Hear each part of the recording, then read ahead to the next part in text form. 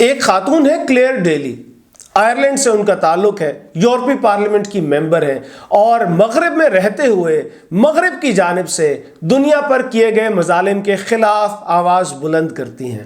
انہوں نے ایک تقریر کی جس کا ایک ایک جملہ سننے اور سمجھنے والا ہے۔ ان کی تقریر کا ایک ایک جملہ اپنے اندر ایک تاریخ ہے۔ تو میں نے سوچا کہ نوک جھوک پر وہ تقریر اور اس میں موجود تاریخی حوالوں کا پس منظر بیان کیا جائے۔ میرا نام ہے عمیر محمود۔ 23 نومبر 2022 کی اس تقریر میں کلیئر ڈیلی نے کہا کہ مشرق وسطی میں عدم استحکام کا مرکزی ذمہ دار یورپ ہے اور شمالی امریکہ میں اس کی 9 آبادیاں یعنی کہ کالونیز ہیں۔ یہاں امریکہ اور کینیڈا کی بات کی گئی ہے۔ آگے کلیئر ڈیلی نے وضاحت کی کہ صلیبی جنگوں کے بعد سے وہاں کے لوگوں کے پاس ہر وجہ ہے کہ وہ ہمیں دیکھتے ہی ہم سے نفرت کریں۔ برطانیہ اور فرانس نے خطے میں عدم استحکام پیدا کیا جب سائکس اور پیکو نے اپنی اپنی سرحدیں وضع کی۔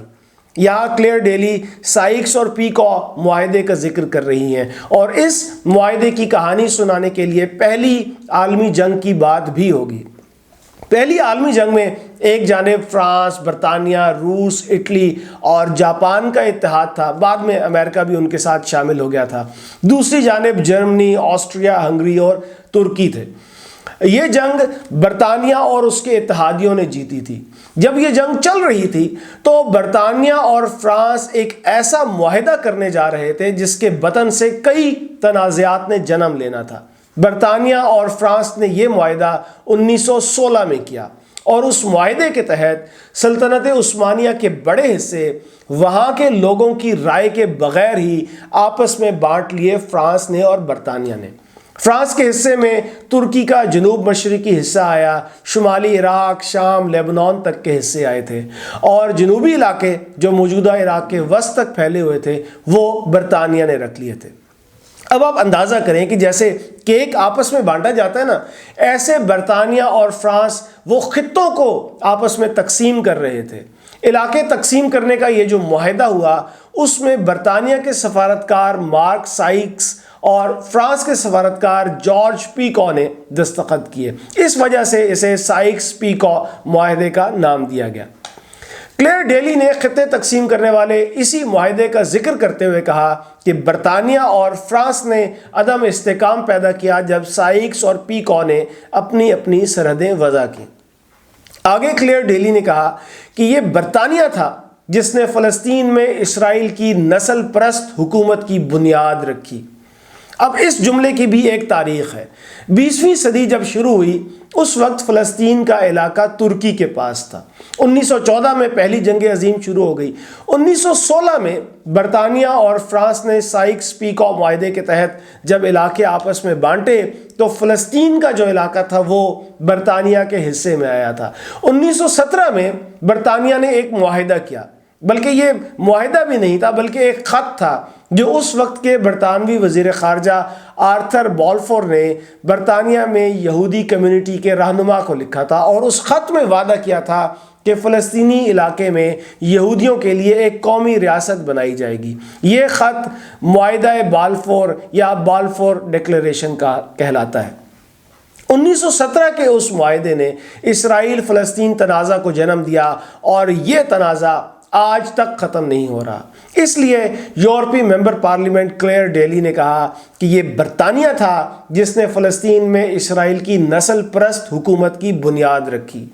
آگے انہوں نے کہا کہ مغرب کو آمروں کی حمایت کرتے ہوئے تو کبھی برا محسوس نہیں ہوا جب تک وہ آمر ان کے مفادات کا تحفظ کر رہے تھے۔ محمد مصدق کی حکومت ختم کرنے سے کس طرح استحکام کو فروغ ملا؟ یہاں انہوں نے ایران کے منتخب وزیر اعظم محمد مصدق کی طرف اشارہ کیا ہے۔ 1953 میں محمد مصدق کی حکومت امریکی خفیہ ادارے CIA نے اس کا تختہ الٹا دیا تھا۔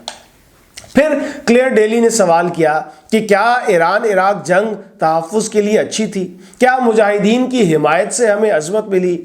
ہر مغربی مداخلت جیسے کہ عراق پر قبضہ، افغانستان میں تباہی، لیبیا پر نیٹو کی بمباری، شام میں شدت پسندوں کی حمایت، سعودی عرب کا یمن پر نسل کش حملہ، इन सब से अदम इस्तेकाम का ऐसा ज़लज़ला आया जिसके झटके दहाइयों तक महसूस किए जाएंगे। इसके नतीजे में मुल्क टूटे, मईशतें डूबी, तशद्दुद बढ़ा और मुस्तकिल तनाज़ात ने जन्म लिया। और ये सब करने के बाद हम यानी कि मगरिब वाले वो अपनी ठोड़ी खुजलाते हैं और ये ज़ाहिर करते हैं कि इस सब में हमारा तो कोई किरदार है ही नहीं, और पूछते हैं कि कैसे हम खित्ते में इस्तेकाम पैदा करेंगे।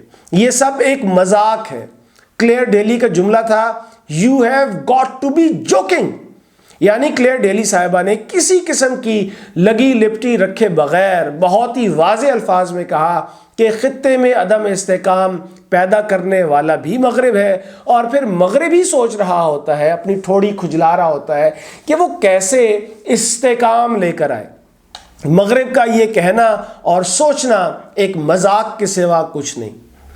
क्लेयर डेली की इस गुफ्तगू से मुतासिर होने के बाद मैंने उनके बारे में गूगल से पूछा तो मालूम हुआ कि ये साहिबा मगरिब में रहकर मगरिब के करतूतों के खिलाफ खुलकर बोलती हैं। जब रूस ने यूक्रेन पर चढ़ाई की और अहले मगरिब को इसकी बहुत फिक्र हुई तो 13 मार्च 2022 को क्लेयर डेली ने यूक्रेन के शहरियों के साथ साथ अफगान शहरियों को भी याद किया। उन्होंने कहा कि इसमें कोई शक नहीं कि हम तबाहकुन बहरान का शिकार हैं, जहां मासूम शहरियों की जिंदगियां कुर्बान की जा रही हैं जंगों में। हाँ, यूक्रेन में भी, लेकिन सिर्फ यूक्रेन में नहीं। लाखों अफगानी शहरियों को खुराक और तहफ़्फ़ुज़ की तलाश में दर बदर होना पड़ा। 5 लाख बच्चों को कहत और तकलीफ देह मौत का सामना है। बच्चे सिर्फ इसलिए बेचे जा रहे हैं कि उनकी जान बच सके, लेकिन इसका कोई जिक्र नहीं करता। इस पर कोई टेलीविज़न नशरियात नहीं की जाती, इस पर इंसानी इमदाद का कोई मंसूबा नहीं शुरू किया जाता, कोई बयान तक नहीं जारी किया जाता। अफगान शहरी भी सोचते तो होंगे कि उनका इंसानी बहरान क्यों इतना गैर अहम है। क्या इसकी वजह उनकी जिल्द की रंगत है? क्या इसकी वजह यह है कि वो सफ़ेद फाम नहीं है, वो यूरोपी नहीं है? क्या इसकी वजह यह है कि अफगानों के मसाइल अमरीकी बंदूक से पैदा हुए या अमरीकी यलगार से पैदा हुए? क्या इसकी वजह यह है कि उनके मुल्क की दौलत लूटने का फैसला एक आमिर अमरीकी सदर ने किया था और एक रूसी सदर ने नहीं किया था?